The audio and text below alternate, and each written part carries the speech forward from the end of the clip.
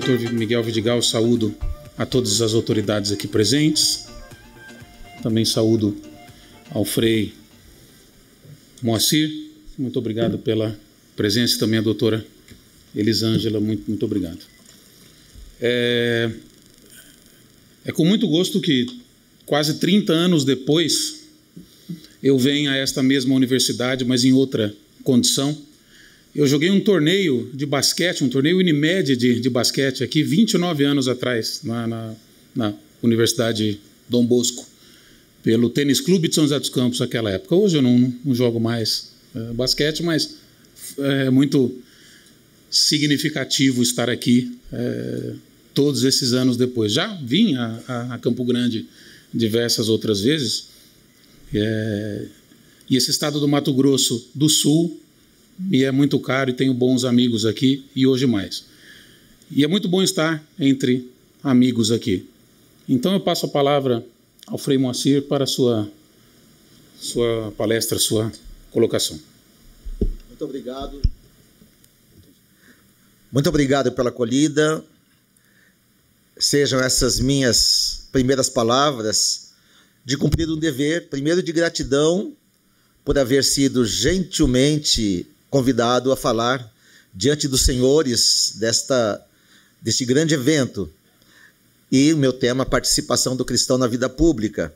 Para mim, é uma honra muito grande dirigir a palavra a este ilustre auditório, a tantos desembargadores, tantos doutores, e que reúne, uma representação tão prestigiosa e notável do Fórum Brasileiro, e meus agradecimentos de modo especial ao Dr. Lucas Rosa pelo convite.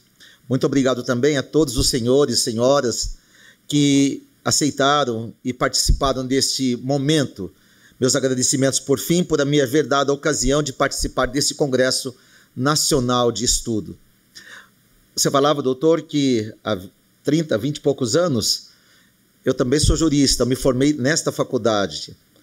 Não era bem aqui, era ali na Mato Grosso, há 43 anos atrás. Eu fiz direito também, com código de 16. Me dá até medo de olhar esse futuro código que vai chegar por aí. E depois eu me especializei no doutorado em Direito Canônico em Roma e tive a graça imerecida de trabalhar com 2 papas pessoalmente, São João Paulo II e, se Deus quiser, o futuro São Bento, Se Deus quiser, vai ser um grande doutor da igreja. E o direito canônico é o meu pão de cada dia, é a nossa constituição de todo católico batizado. Nós temos tantos códigos, nós temos um vadimeco imenso, leis que a gente não conhece. O Código de Direito Canônico é um código teândrico. O que significa isso? Ele tem leis divinas e leis humanas. Ele é totalmente baseado no direito natural. Não tem um cânone dos 1752 cânones que não tenham como fundamento o direito natural. Aqui, então, temos leis divinas que nunca podem ser dispensadas por nenhuma autoridade humana, nem pelo Papa. As leis eclesiásticas ou as leis humanas, todas podem ser dispensadas através de procedimentos canônicos. E o pão de cada dia do tribunal, existe só esse tribunal regional aqui em Mato Grosso do Sul. O nosso pão de cada dia, tem meus colegas aqui, meus colaboradores, sabem que a questão do matrimônio, principalmente nesta área que agora o Código Civil pretende tocar profundamente, vai causar muita nulidade no matrimônio religioso. Antes de entrar no meu tema, só para puxar um pouco o assunto do professor anterior, é dizer que aquele casal que se casa no civil, aceitando essas condições, estará celebrando matrimônio nulo na igreja, porque não tem nada, absolutamente nada, do Código Civil com o Código de Direito Canônico. Inclusive tem um cânone 1056 do Código de Direito Canônico, que remete ao direito civil. Não se realize matrimônio canônico que não possa ser realizado no civil, mas isso vai ser um pouco complicado. Nós vamos ter que desaconselhar os católicos a não se casarem mais no civil, se estas forem as condições do novo código, que eu espero que não seja aprovado. Então, o meu tema hoje é, então, esta participação do cristão na vida pública. Tudo aquilo que foi falado, a presença de vocês, já está dentro daquilo que eu rapidamente pretendo expor. O cristão tem o cânone o cânone 225 e 226 do Código, que vai já dizer a obrigação do católico de participar da vida pública. O cânone 225 vai dizer assim: os leigos, uma vez que, como todos os fiéis, são destinados ao apostolado em virtude do batismo e da confirmação, todo católico batizado e confirmado é destinado ao apostolado da sua fé. Não somos só nós, pastores, padres, freis, todo batizado, ele também, pelo batismo, ele se torna um apóstolo da fé. Tem a obrigação geral e gozam também do direito.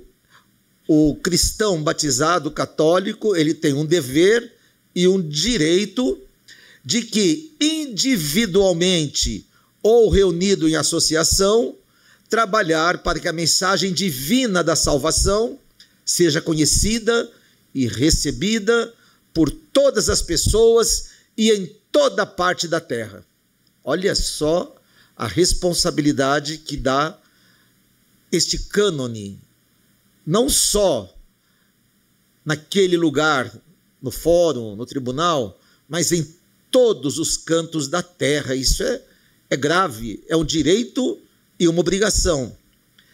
E, principalmente, esta obrigação torna-se mais urgente nas circunstâncias em que só por meio dessas pessoas podem ouvir o Evangelho e conhecer a Cristo. Porque o leigo, a leiga, eles chegam aonde nós não conseguimos chegar muitas vezes. Nós, se a gente for ver o povo de Deus, hoje a estatística também foi falado ontem, está aumentando muito esta volta para a Igreja Católica. O católico, aquele que abandonou na França, um retorno imenso. É porque chegou a eles um anúncio.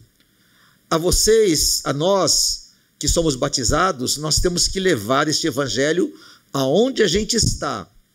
A nossa presença já deve ser o testemunho do evangelho.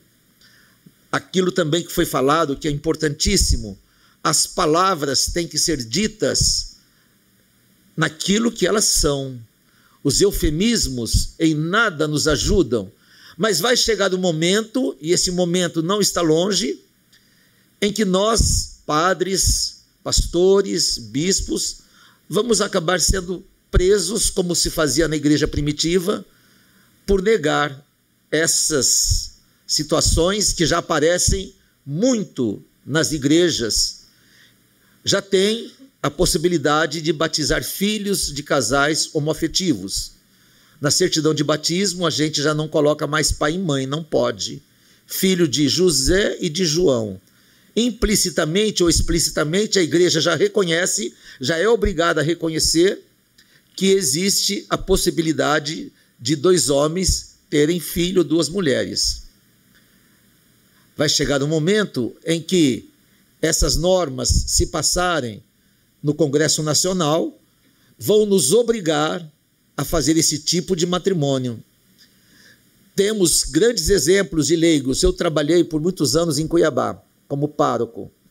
E lá eu tinha uma paroquiana, uma senhora muito séria, que era juíza de paz. Eu também fui juiz de paz, eu também fui tabelião, fui escrevente judicial, trabalhei em fórum, trabalhei com desembargadores. Desde os 13 anos eu sou envolvido na questão de direitos. Fui tabelião de direito civil, fui juiz de paz em alguns casamentos.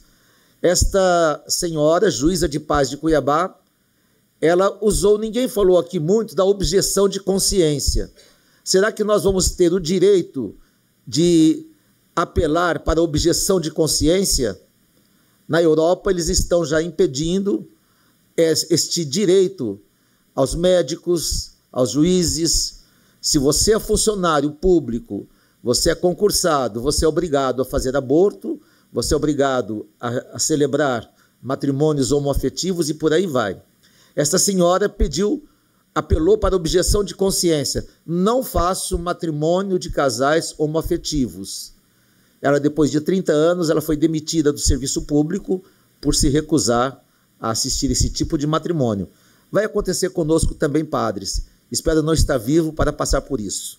Então, as nossas situações são mais ou menos estas. Vejam bem, o cristão, como eu disse, ele tem obrigação de ter essa participação na vida pública. Isso não é novo, isso não é de agora.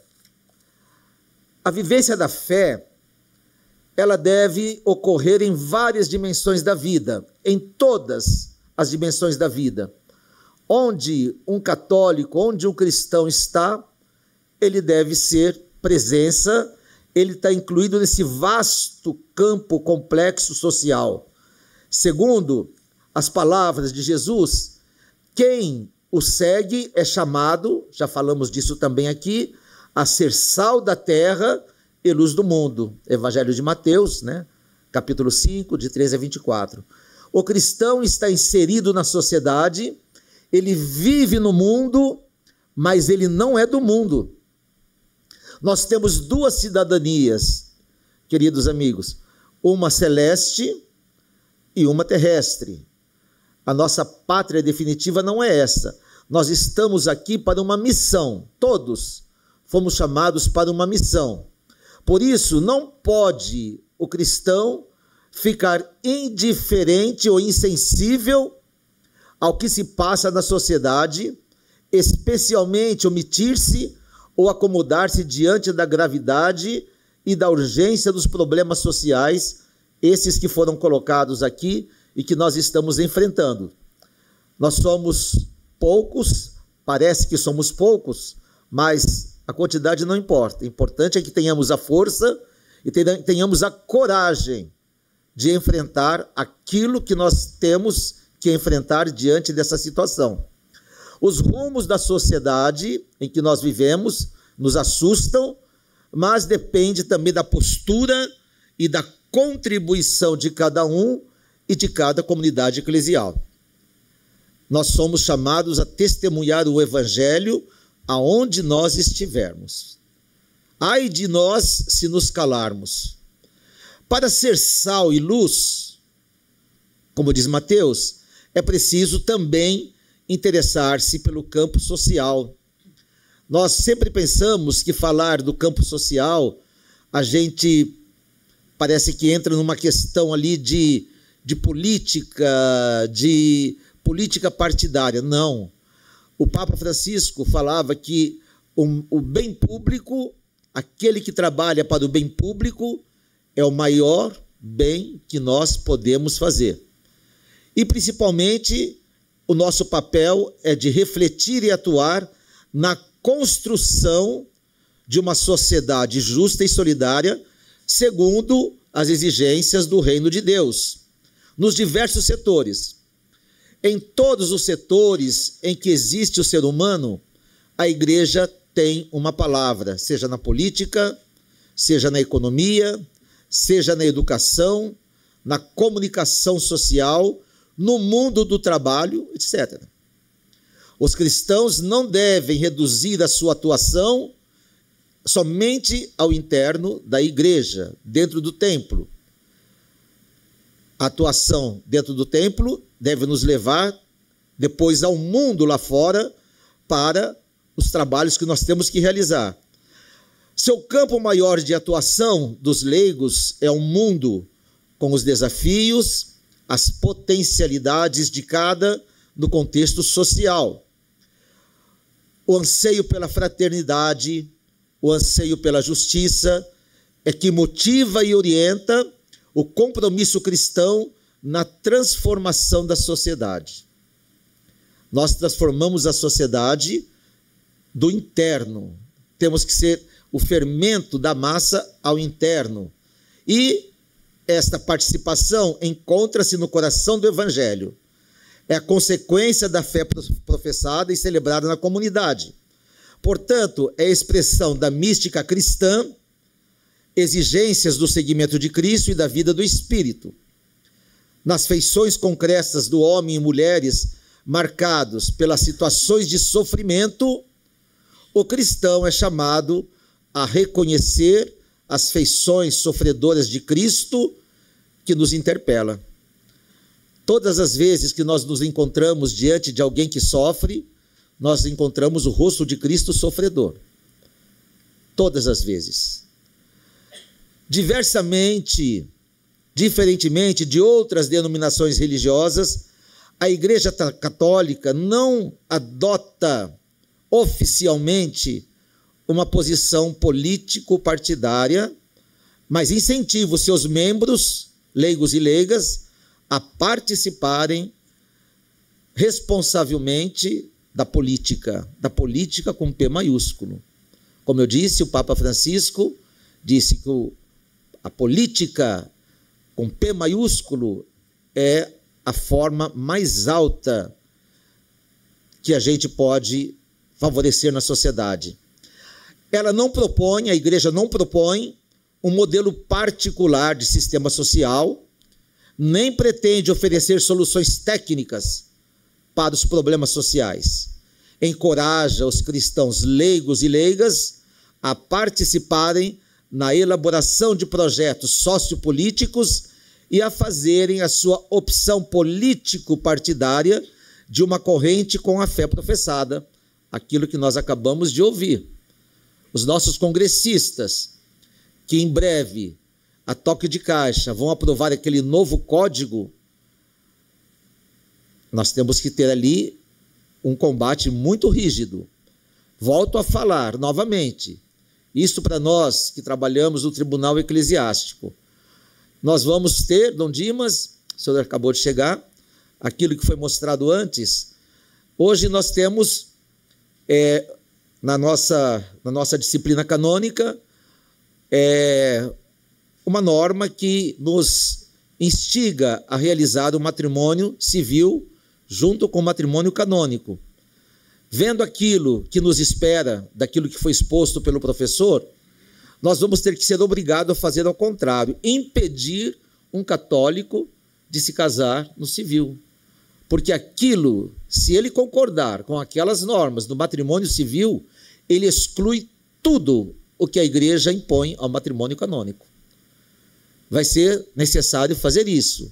Conversar com os noivos, se você vai se casar no civil e aceitar aquelas condições em que até o adultério, até as questões, como disse, o concubinato vai ser abençoado pelo novo Código Civil, então nós não podemos permitir que os nossos católicos se casem no civil. Vai ser exatamente ao contrário. Iluminado pela palavra de Deus, a doutrina social da Igreja oferece critérios evangélicos, foi falado, da Redo Novado, de Leão XIII, e éticos para o discernimento da ação política e para a elaboração de projetos sociais. É permanente e muito atual o desafio de atuar na política de modo coerente com o Evangelho. Se a gente vai olhar os programas dos partidos políticos, muitas vezes temos ali coisas que não vão ao encontro do Evangelho absolutamente, respeitando a justa autonomia das instituições religiosas e políticas, permanecendo fiel à própria identidade. A ênfase do diálogo como caminho de fraternidade e de paz, tantas vezes ressaltado pelo Papa Francisco e agora novamente pelo Papa Leão XIV, já desde a primeira alocução dele na Praça de São Pedro, no dia da sua eleição, ele já colocou como lema a paz. Ele se colocou como um moderador, alguém que se coloca para colaborar na paz. Ele se coloca como mediador dos conflitos que estão surgindo e aumentando no mundo. Não implica exatamente, tantas vezes, este caminho de fraternidade iluminado pelo Papa Francisco não implica na negação ou dissolução da própria sociedade. Ao contrário, o diálogo exige respeito à identidade. Já foi falado disso também na nossa palestra de hoje. Ao invés do proselitismo, do corporativismo ou da pretensão de dominação, deve nortear o agir político cristão o respeito ao outro, o diálogo e o espírito de serviço. São esses os pontos que devem guiar a atividade cristã, não o proselitismo, não as ameaças, não essa polarização que nós estamos vivendo. Isso em nada ajuda, mas respeitar o outro, respeitar o diálogo, o espírito de serviço, isso sim. Importante, quando a gente olha nas Sagradas Escrituras, a participação dos leigos, já em São Paulo, na Epístola aos Filipenses, São Paulo diz: também o saúdam todos os santos, em especial os da casa de César. Vejam bem, na Epístola aos Filipenses, São Paulo já diz que saúdam aqueles da casa de César. E a gente pergunta, quem eram esses cristãos da casa de César? Segundo alguns comentários, seriam os funcionários empregados na administração imperial. Alguns cristãos dedicados aos assuntos públicos já existiam, já no início mesmo, no Império Romano, ainda com perseguições, alguns cristãos que eram da casa de César. Valem, pois, essas palavras de São Paulo como pórtico às palavras que vamos falar. Resulta fato exemplificativo que já entre os cristãos de primeiríssima hora encontramos quem, permanecendo na condição que tinham, quando receberam a fé, estavam presentes em postos que hoje são chamados vida pública. Aqueles que receberam a fé no início, muitos deles estavam inseridos já dentro do Império Romano e receberam a fé. Ainda que numericamente eram poucos, pela composição sociológica da primitiva cristandade, nunca faltaram ao Império Romano, ainda que com perseguições, cristãos com posições mais ou menos elevadas que ocuparam postos na organização administrativa, política e militar de Roma. Figuras como a do centurião Cornélio, ou mais tardio o senador Prudente, são conhecidas. À medida que a cristianização avançou, foram mais numerosos os cristãos que tiveram por ocupação os assuntos públicos, até que na era posterior a Constantino, durante os longos séculos das idades média e moderna, foram cristãos praticamente a totalidade de quem, segundo as possibilidades e costumes de cada época, se ocuparam da vida pública. No início eram poucos, mas com o passar do tempo, a Idade Média, a Idade Moderna, eram quase a totalidade. Imperadores, reis, rainhas, nobres, militares, munícipes, juízes, eram cristãos. Aí a gente vai perguntar, profundamente cristãos? Em referência à fé, sem dúvida, quanto à vida moral, houve de tudo, santos e pecadores, como hoje. Nada diferente de hoje. A gente professa uma fé, a gente está no contexto político, social, a gente está inserido na sociedade, mas nem todos têm a mesma moral. É o pecado original. Em todos os casos, há um fato incontestável, que sem saudosismos por formas históricas, repetíveis, e em certo sentido, com fatos e instituições indesejáveis, constitui uma lição para os cristãos de hoje. De uma sociedade pagã, se passou a uma sociedade cristã, regida pelos que os autores medievais chamam de utraque lex, ou a lei civil e a lei cristã. Duas leis. A gente vê que na cristandade existiam, assim como hoje, a lei civil e a lei cristã. Nós somos cidadãos de duas pátrias, a pátria terrena e a pátria celeste. E nesta república cristiana, na qual tanto as leis como o contexto social, todos eles estavam imbuídos da fé moral, da fé e da moral cristã. Não era evidentemente um paraíso. As profundas lacunas morais que manchavam a vida desses séculos são conhecidas aqui e não é o momento e nem ocasião para debatermos sobre elas. O pecado original faz e fez estragos em todas as épocas. O que agora nos interessa ressaltar é o fato enormemente positivo e alentador de que a semente dos primeiros cristãos, unida à fidelidade das gerações posteriores, deu um rosto à sociedade europeia e depois à nossa sociedade e foi capaz de criar umas estruturas sociais e políticas imbuídas do espírito evangélico.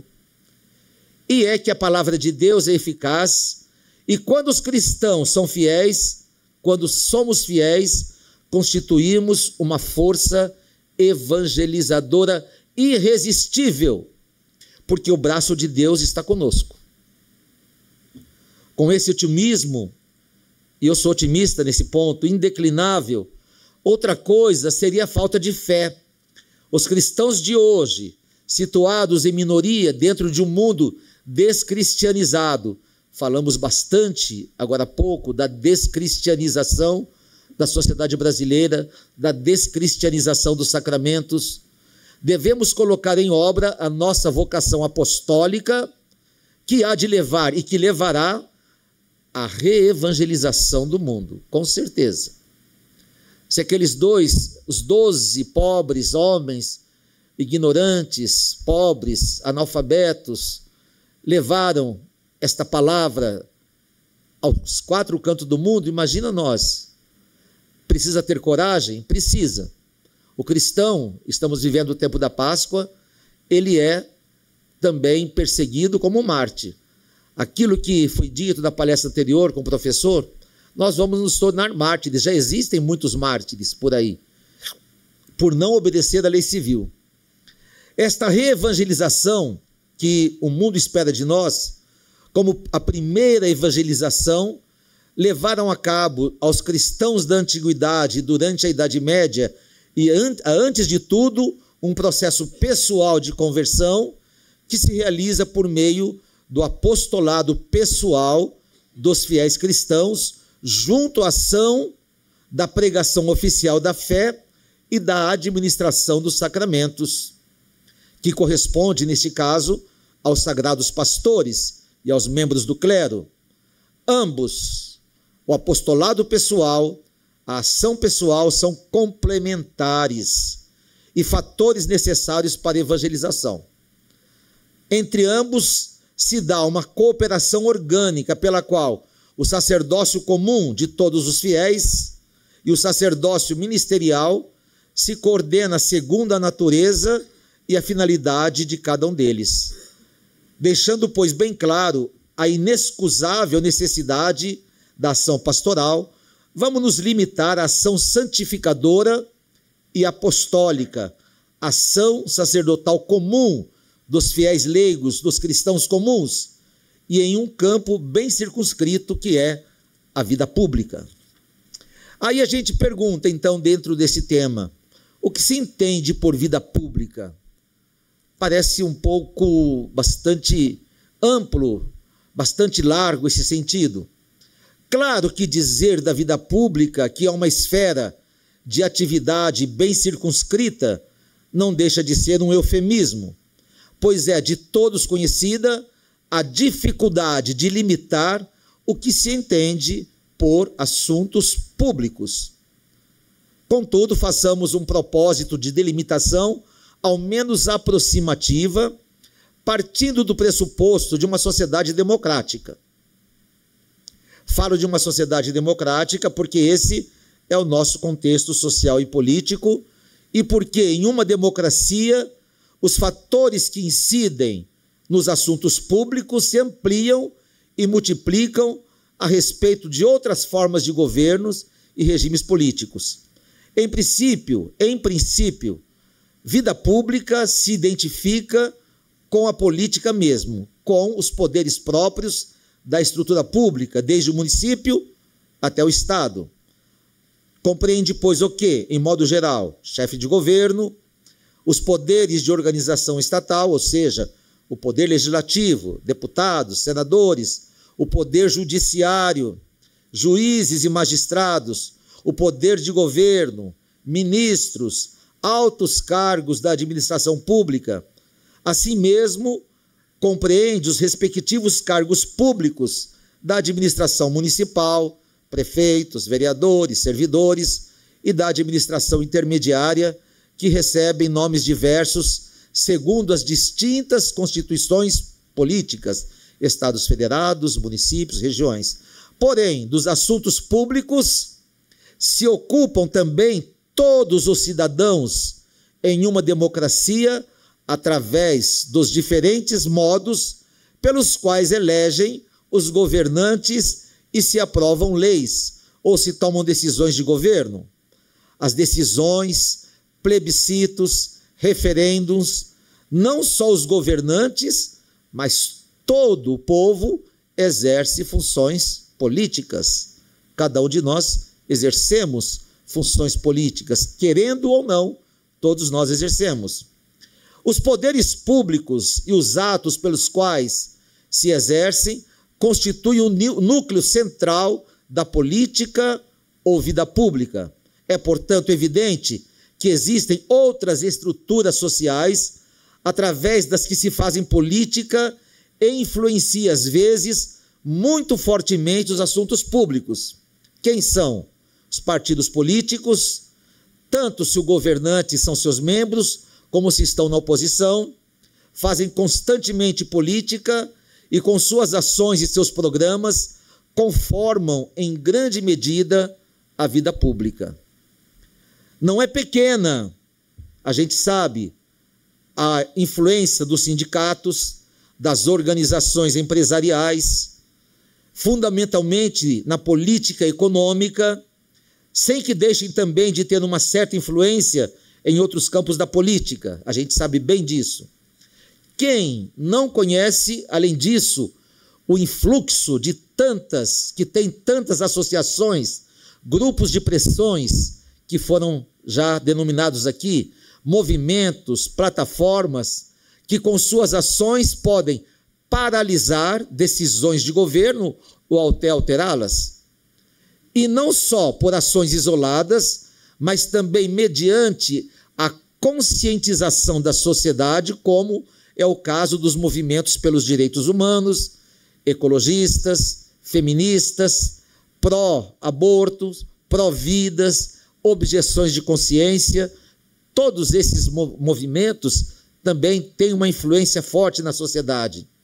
Por outro lado, o povo tem recursos extralegais também para influir na vida pública, algumas vezes por ações violentas, outras vezes de formas não violentas de expressar posição política, como é o caso das manifestações, ou por meio da desobediência civil, diante de leis que atentam contra a justiça e a moral.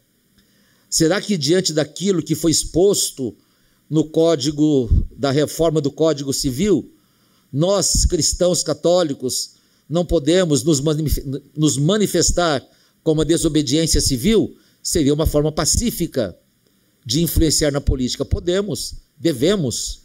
A desobediência civil não é uma forma violenta de pressão. Estes são, portanto, alguns traços da panorâmica da vida pública, um campo da vida humana na qual o cristão é obrigado a participar e estar presente para dar-lhes uma dimensão cristã, de modo que nela também se realize o reino de Cristo, que não é esse reino, é o reino de paz e de amor. E da onde deriva o dever do cristão participar? Acabamos de dizer que os cristãos devem estar presentes, já vimos o cânone 225, devem estar presentes na vida pública e dela participar. Então foi anunciado um dever. Vejam bem, do cânone 225 fala de um direito e de um dever. Por que o dever de participar? Em primeiro lugar, temos que falar de um dever, porque os cristãos são chamados, o cânone 225, a santificar todas as realidades terrestres, gestando e ordenando, segundo Deus, os assuntos temporais. Isso foi tirado do Concílio Vaticano II, Lumen Gentium 31.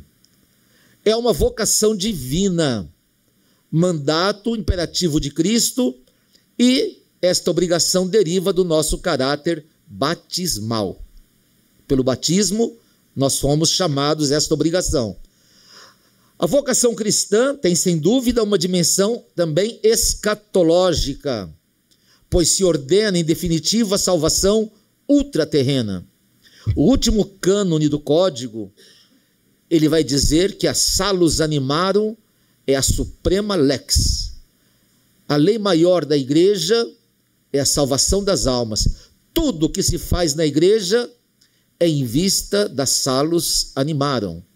Se nós estamos nesse congresso de católicos defendendo a nossa fé, nós estamos por uma motivação, a salvação das almas. Aquilo que a gente fala, aquilo que a gente faz é em vista da salus animarum, que na igreja é a suprema lex, a suprema lei. Então, esta é uma dimensão escatológica, quando depois da morte o fiel é recebido na intimidade da vida intratrinitária. Esta dimensão escatológica adquirir a sua definitiva forma e consolidação ao fim dos tempos com a segunda vinda de Cristo. Porém, ao mesmo tempo, a vocação cristã, ou a partir de outra perspectiva, o reino de Deus também tem uma dimensão intraterrena. Nós temos também, o reino de Deus já começa aqui nessa terra.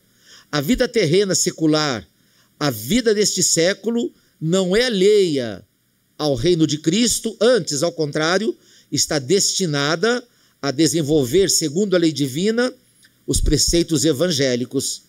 Basta uma olhada no Decálogo. A maioria se refere às relações humanas próprias da vida secular. Cristo, ao implantar o seu reino, veio a santificar e a dar dimensão sobrenatural ao sentido divino de que já por natureza possui as realidades temporais que nós vivemos. Não somente isto, Cristo é o alfa, o ômega, o primeiro e o último. Já foi proclamado isso na vigília pascal.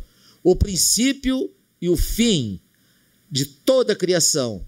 No Apocalipse 22, lemos, de modo, como ensina os Efésios, o mistério da vontade divina é recapitular em Cristo todas as coisas, as do céu e as da terra, também explícita no Vaticano II, Gaudium et Spes 45, e apresentam as Sagradas Escrituras como um reinado. Cristo é Rei universal, conforme João 18:33, cujo reino é um reino sempiterno, o reino messiânico, e cujo suavíssimo império devem sujeitar-se todos os reis e todos os povos. Ele vai dizer a Pilatos, né? Meu reino não é deste mundo. Com o que queria dar a entender que não é um reino político terreno, mas sim de santidade, de paz, de graça e de amor. Um reino que, sem substituir o bem entrar em concorrência com toda a comunidade política, no entanto, as vivifica todas com a sua verdade e sua graça, não só as comunidades políticas, como também todo o conjunto de realidades terrenas e temporais. Implantar o reino maior de Cristo em todas as estruturas e atividades próprias do mundo secular, para recuperar todas as coisas em Cristo, é missão dos cristãos, vocação divina, urgente a todos os fiéis, como um dever principal de sua condição constitucional de membros do povo de Deus, explícita também aqui no Código do Direito Canônico. Constitucionalmente, pelo batismo, nós nos tornamos filhos e membros do povo de Deus. Resulta assim evidente o dever dos cristãos de estar presente na vida pública como luz, como sal, como fermento que reconduz a lei divina e se desenvolva segundo o espírito das bem-aventuranças e das virtudes cristãs, e isso consiste o reino de Deus. Porém, há uma importante razão que dá urgência à prioridade e à cristianização da vida pública. Por mais que tantas vezes parece que a política tem a sua esfera de influência em matérias alheias à salvação das almas, muitos cristãos, muitos católicos falam assim: a política não deve se meter com a igreja não deve se meter com a política. Isso é muito frequente a gente ouvir isso. A igreja tem que salvar almas, a política tem que cuidar das coisas temporais. Não é assim. A realidade é que, para o bem e para o mal, a ação política tem uma poderosa influência na criação de ambientes sociais que propiciam a extensão entre a cidadania de determinada forma de entender o homem e o mundo, a cosmovisão, e do ideário e comportamentos morais. Um exemplo muito comum, temos o rápido processo de descristianização, de extensão do laicismo, como também foi falado na palestra de hoje. Muito bom. Em amplíssimos setores da nossa sociedade, propiciadas por ações de governos e influências ideológicas, está aí o Código de Direito Civil novo, de partidos políticos, de grupos de pressão, instituições e movimentos através da política cultural, do domínio dos meios de comunicação, de maior influência das instituições culturais de docentes. Quais são os principais problemas da vida pública que afetam o cristão? Como foi dito acima, das questões dos deveres que afetam os cristãos, me parece suficientemente exposta a liberdade que eles gozam no temporal e suas consequências na atuação dos cristãos da vida pública. A última parte dessa minha intervenção quer referir-se a algumas questões que têm especial interesse por sua mais direta conexão com o espírito evangélico. Foi dito antes que o cristão, enquanto é cidadão e possui uma verdadeira mentalidade secular, se interessa por todos os problemas que afetam a política, sem esquecer que cada um tem a sua própria capacidade e algumas questões despertam mais interesses que outras. Porém, não há dúvida de que há certas matérias cuja relação com o pensamento e a praxis cristã é maior que outras e, em consequência, devem ter uma certa preferência. Quais são essas três questões que eu quero dizer antes de terminar? A primeira delas, muito forte, é a opção preferencial pelos pobres. Já que estamos falando de preferências, quero referir-me em primeiro lugar à opção preferencial pelos pobres. E falo de pobres, como fala o Papa Francisco, no sentido amplo de pobreza. O Papa Francisco falava daqueles da periferia, que inclui a pobreza dos bens materiais, a pobreza de bens culturais, as misérias morais, promessas e bens espirituais e tantas quantas situações existentes de carência e de marginalização. Um dos sinais messiânicos é que os pobres são evangelizados e ainda não falamos da evangelização, senão da ação política e social, não cabe dúvida de que o espírito cristão se distingue pela proximidade aos pobres, pela ação benfeitora em respeito a eles. Bem-aventurados os misericordiosos, porque eles alcançarão a misericórdia. Mateus 5. O espírito das bem-aventuranças, que é o espírito próprio do cristão, inclina-se a correr ali onde há pobreza e miséria, em qualquer dos sentidos indicados para buscar a solução oportuna. Onde existir miséria, onde existir pobreza, tem que estar ali um cristão para buscar a solução. Portanto, o cristão, em sua praxis pública, deve atender antes de tudo qualquer forma de pobreza para demover os pobres de sua situação e, em definitiva, os marginalizados de sua lamentável situação. A luta contra a pobreza e a marginalização, a solidariedade com os pobres e marginalizados são sinais do espírito evangélico. O cristão deve ser o aliado dos pobres e marginalizados. Nós temos esta oportunidade em todos os setores da vida pública, em todos os setores. Deus, quando nos coloca esses pobres, esses marginalizados diante de nós em qualquer situação, é para que nós possamos fazer algo. O cristão deve ser o aliado dos pobres, comprometidos com eles em sua luta para fazer desaparecer as situações intoleráveis em que se encontram. O segundo ponto, os direitos humanos. Outro dos assuntos políticos e sociais aos que o cristão deve prestar particular atenção é em referência à defesa e à promoção dos direitos fundamentais da pessoa humana. Também já foi falado isso nesses dias. Aqueles que são conhecidos com o apelativo de direitos humanos. Sabemos que, ao falar de direitos humanos, não faltam cristãos que sentem um movimento de apreensão a eles. É compreensível se atentarmos como em tantas situações se apresentam teoricamente esses direitos e como se desenvolvem sua praxis. Não faltam, de fato, quem afirma que a teoria dos direitos humanos, e aqui estou falando dos seus defensores, postula o relativismo das opiniões e valores.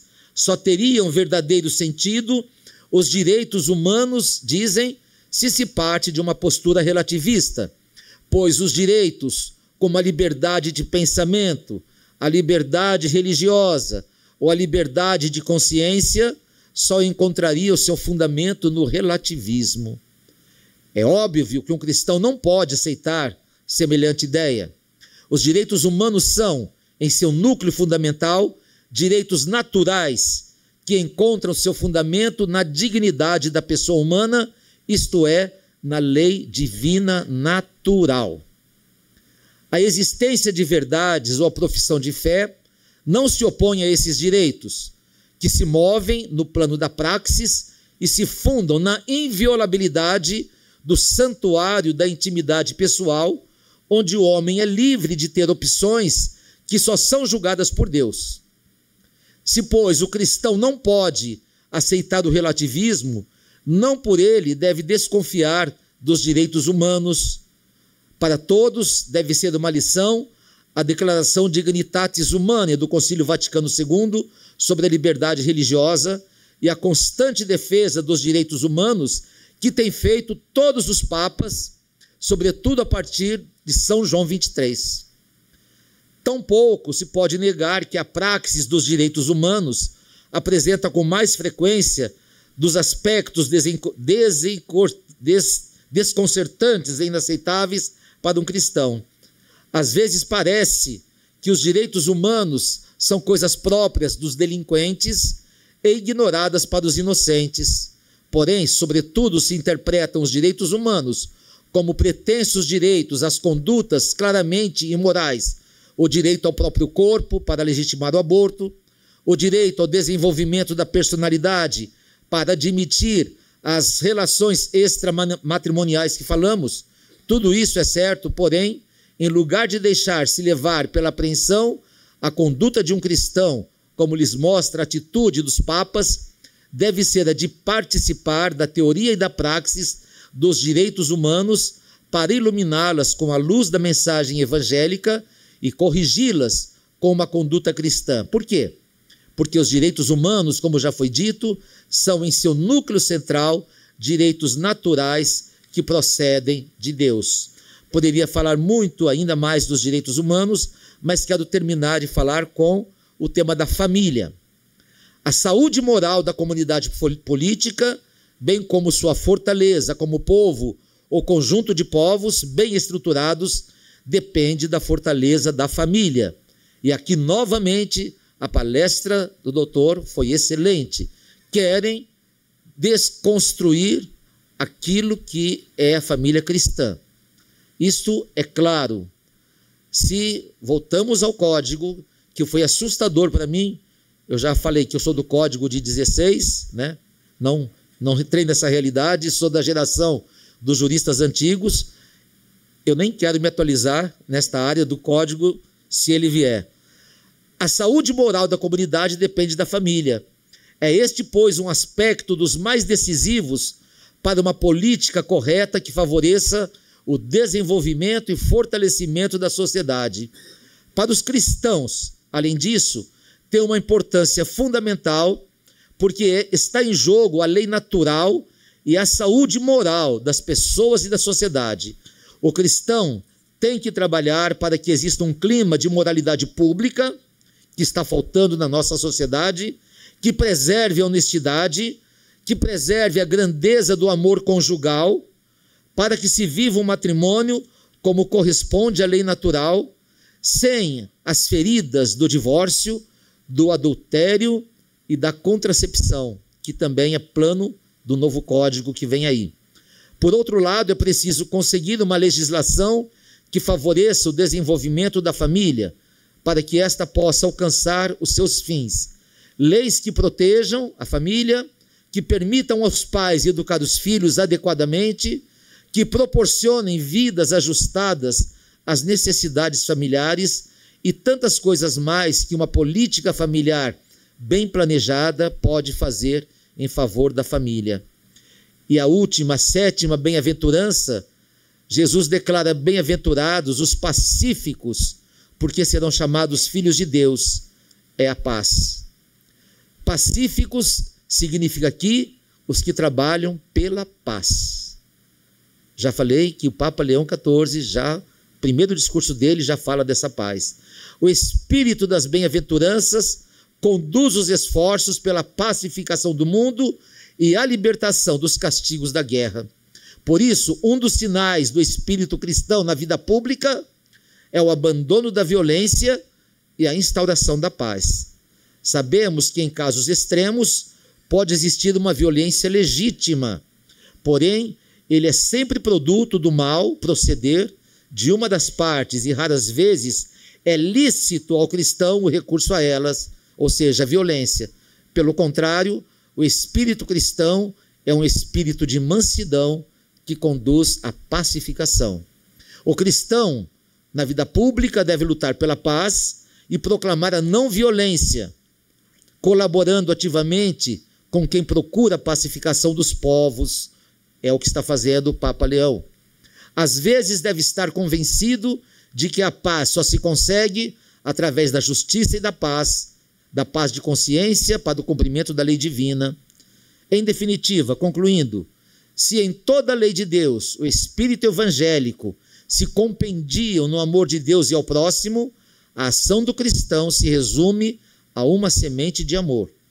Também na política, porque o contexto dela é a solidariedade dos homens no bem comum. Defender a dignidade da pessoa humana e construir uma sociedade solidária na qual reina a justiça, o seu fruto será a paz. É a bela e a grande tarefa que se abre aos cristãos que atuam na vida pública. Termino aqui.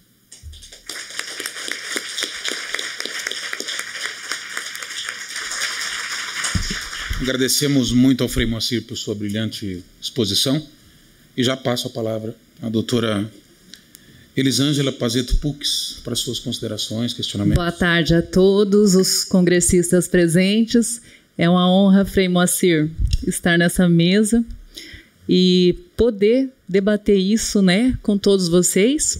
Eu quero agradecer primeiramente a Deus por ter nos dado essa oportunidade de participar de um evento tão grandioso, né, e estar aqui com vocês. Quero agradecer também o nosso arcebispo Dom Dimas pela oportunidade, o nosso presidente nacional, Dr. Miguel, ao nosso coordenador, Dr. Lucas Rosa, que foi imprescindível, Dr. Lucas, a sua participação, o seu engajamento para que estivéssemos aqui hoje. Obrigada, tá? Frei, eu estava aqui ouvindo, analisando e fiquei pensando, falei, o Frei, ele tá lendo meus pensamentos, porque cada vez que ele ia percorrendo, porque ele percorreu por vários caminhos, né? Ele falou de família, de fé, de respeito. Ali, quando ele falou que os cristãos, eles não se resumem só ali na igreja, eles têm que levar a fé, né? Então, neste momento, eu acredito que o senhor falou de uma igreja sinodal, né? Da sinodalidade. Então, e eu também lembrei do Papa Francisco, quando ele disse, em uma certa ocasião, ele observou assim: é falso dizer que um bom católico não se interessa por política. Um bom católico deve estar interessado na política e oferecer o melhor de si para que o governante governe bem. Como o senhor percorreu por vários assuntos, eu tentei fazer essa junção da política, do governante, da fé. Por quê? Porque nós vivemos hoje em uma sociedade verticalizada, né? Você tem determinado amigo, mas com aquele amigo você não pode falar de política. E você tem um vizinho que aquele você não pode falar de religião, né? É verdade. Então, dentro desse contexto, Frei, e sobrando uma pergunta, porque o restante o senhor já respondeu todas, porque leu os meus pensamentos aqui, eu pergunto: como formar lideranças cristãs preparadas para espaços públicos, sem cair na tentação e na omissão? A igreja tem seus instrumentos para formar cristãos, verdadeiros cristãos que atuem cristamente na vida pública. O exemplo está exatamente aqui, doutora, tem tantos aqui que tem esse espírito, mas o que mais nos ajuda mesmo sempre é as mensagens dos papas, as encíclicas papais, as encíclicas que nós temos, elas nos dão a direção exata do caminho a percorrer. Só que nós temos, o que talvez, isso não falamos ainda, nós temos um respeito humano. Diante daquilo que a senhora expôs, de que temos um vizinho que não nos entende na política, outro na religião. Nós temos esse respeito humano de não afrontar não é combater, como disse também na minha fala, a igreja ela não é proselitista, a igreja dialoga, é o diálogo. Parece que nós somos, como se diz, temos uma polarização em assuntos que não devemos tocar. Esta privatização da fé, privatização da sua posição política, ela é para silenciar. Como disse também o doutor, querem nos silenciar. Quando a gente pronuncia, quando a igreja se pronuncia, quando os papas se pronunciam através dos seus documentos, através das suas alocuções, nós próprios católicos somos críticos, mas ali está o ensinamento do magistério que nos dá os caminhos iluminantes para que nós possamos agir de forma cristã dentro dessa sociedade. Basta também que nós estudemos. Nós aqui temos um grupo, né, de elite, como falamos ontem, de estudiosos. Somos uma minoria, mas existem a possibilidade de formar os meus alunos. Eu sou professor aqui também. Sempre eu falo que a lei de Deus, a lei evangélica, ela é libertadora.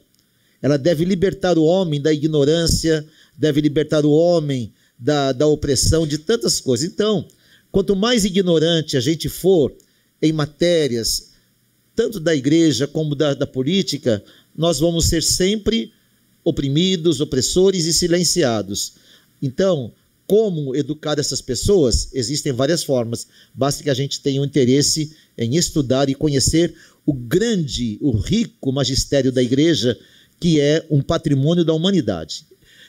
Mais uma vez eu repito, a igreja pode se manifestar em todas as realidades em que tem o ser humano, em todas. A igreja não se deve meter em política. A igreja pode e deve se meter em política, porque na política tem um ser humano e ela tem uma palavra ali. Em todos os ramos, na moral social, na sociedade, na política, na economia, onde tem um ser humano, a igreja deve estar ali, porque a igreja ela é experta em humanidade. Obrigada, Frei, pelas palavras. Então, nós cristãos temos que estudar mais, entender mais, e principalmente a questão das relações interpessoais, seria isso? Com certeza. Sim. Com certeza. Obrigada. Obrigado, doutora Elisângela. Enquanto o pessoal se posiciona para nós acolhermos uma ou duas perguntas bem breves, eu gostaria de fazer uma breve pergunta ao Frei. Se nós analisarmos os estatutos de praticamente todas as nossas uniões de juristas católicas aqui no Brasil, nós temos como finalidade, entre outras, difundir a doutrina social, difundir a doutrina católica relacionada à ciência jurídica, notadamente às atividades judiciária, legislativa e administrativa, bem como a toda a vida pública e profissional. E também promover aulas, cursos, seminários, enfim. Como que o senhor vê a importância desse seminário e se nós devemos continuar nos esforçando para realizar outros? Esse seminário responde em parte aquilo que a doutora dizia, que é fundamental. Estes dias de discurso para nós, de atualização, de debates, é iluminante e fundamental. Que isso continue. Eu, como assistente eclesiástico, nomeado pelo Dom Dimas, temos poucos encontros aqui em Campo Grande. Este, de caráter nacional, foi o melhor de que eu já participei. Espero que não só os estatutos, os papéis aceitam tudo, mas que nós realmente, doutor, coloquemos em prática esta finalidade dessa união dos juristas católicos. Assim também que essas não sejam palavras vazias, mas que tenham vida, que elas sejam colocadas em prática naqueles ambientes que nós atuamos, que é o ambiente jurídico. Eu, os senhores e todos aqueles que participaram deste curso. Obrigado. Pergunta? Frei, boa tarde. O senhor falou muito bem que os cristãos devem participar da vida pública e anunciar o evangelho e levar esta boa nova a todos os lugares, sobretudo aonde aqueles lugares onde os pastores não conseguem estar. Nós não queremos pecar pela omissão, mas a Igreja do Concílio Vaticano II para cá ressurgiu uma vocação muito bonita que surgiu desde o começo, que é o diaconato permanente. Ou seja, aquele homem casado que vai então transitar pelos ambientes religiosos e pelos ambientes seculares. Eu gostaria que o senhor comentasse e trouxesse uma palavra de luz para diante dessa situação. Um homem casado que ao mesmo tempo clérigo vai estar inserido nos ambientes seculares. Bem, primeiramente vamos esclarecer que o cânone 225, que eu comecei falando no início, ele fala dos leigos. Não é só para o clero levar a evangelização. Ele vai dizer assim, levar onde torna mais urgente as circunstâncias no meio que a gente vive. Então, não está falando exatamente ainda aqui, doutor, da questão dos clérigos. Está falando do leigo que deve levar onde a gente não consegue chegar. Quer dizer, humanamente, o clero, os sacerdotes, padres, bispos, diáconos, nós somos uma minoria na igreja. A maioria dos batizados, dos católicos, são os leigos. São eles o grande instrumento de levar a palavra de Deus. Nós não podemos estar todo dia, todas as horas, no ambiente hospitalar. Nós não podemos estar todos os dias, todas as horas, no ambiente forense. Então, esta obrigação do leigo de levar a palavra de Deus é na sua condição, primeiramente aqui. Agora vem a questão do diaconato permanente. A questão do diácono permanente não é uma novidade do Concílio Vaticano II. Ela já existia. E existia, inclusive, diaconato feminino, que ainda se discute, não está fechada essa possibilidade. Mas o matrimônio, ele não é incompatível com a ordem diaconal nem a ordem presbiteral. É uma disciplina. O diácono permanente é uma figura que o Concílio Vaticano restabeleceu e é um dos modos muito válidos, extremamente válidos. Nós temos aqui em Campo Grande uma escola diaconal que já formou vários diáconos permanentes, mas o diácono permanente ele tem uma dupla missão, ou talvez até tripla, de batizados, de clérigo, de batizado, de clérigo e de pai de família. Então, é muito mais exigente para ele, o diácono permanente, o diaconato permanente, é uma vocação muito mais exigente. Por quê? Ele tem que testemunhar como clérigo e tem que testemunhar como pai de família. Isso é muito bonito. E temos diáconos que testemunham muito bem isso. Temos aqui, não tantos diáconos como em outras partes, mas já se forma, não sei, Dom Dimas, quantos diáconos temos permanentes, que as pessoas ainda é uma realidade pouco conhecida. Como dizia que nós católicos temos conhecimento um pouco limitado das nossas realidades eclesiais, mas nós temos muitos diáconos permanentes aqui já formados e de homens que estão se preparando para se formar. É uma graça divina, é um bem para a igreja e é um dom que o Espírito Santo dá. Ser chefe de família, ser testemunha na família e também ser testemunha na comunidade cristã. É uma realidade muito bonita e muito importante que o Concílio do Vaticano II restabeleceu, doutor. Muito obrigado, doutora Elisângela, pela contribuição e pela presença. Frei Moacir, mais uma vez, muito obrigado. Passo a palavra ao cerimonial. Agradecemos a sua reverência, o senhor Frei Moacir Malaquias Júnior, pela exposição sobre o tema.